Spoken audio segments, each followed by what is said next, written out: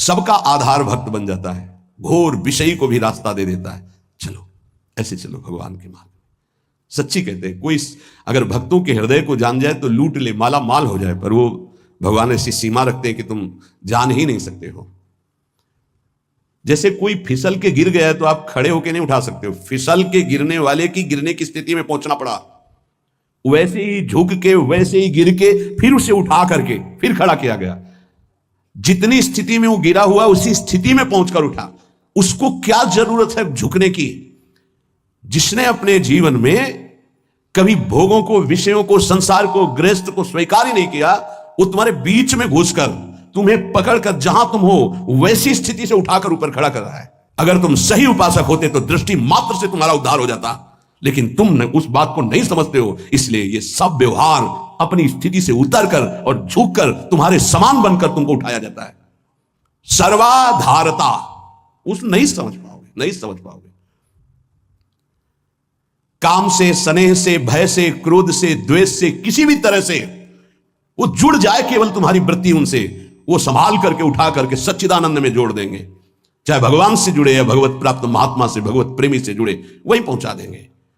नंग धड़ंग शराब पिए हुए गंगा जी में खड़े हैं, उपद्रव कर रहे हैं, नारद जी महाराज के सामने अभद्र स्वरूप में खड़े। ये पशुता तुम्हारे अंदर केवल धन वैभव के अभिमान से आई है। तुम कुबेर के पुत्र हो, ये हालत तुम्हारी। जाओ, मैं तुम्हें शाप देता हूं, तुम वृक्ष योनि को प्राप्त हो जाओ।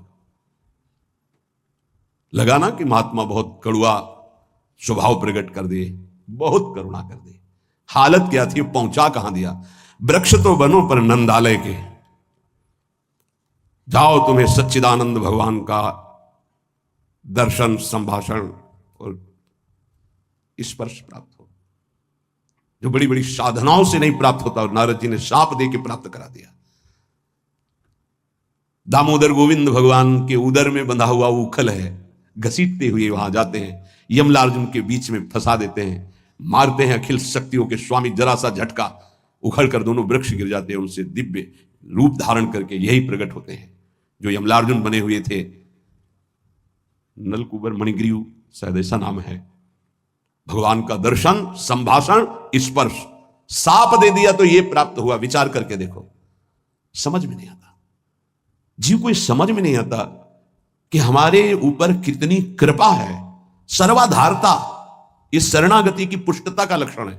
वो सबका आधार बन जाता है। जैसे हमारी सबकी आधार भूमि है, ऐसे वो भक्त बन जाता है। रखो मेरे ऊपर पैर, निकल जाओ।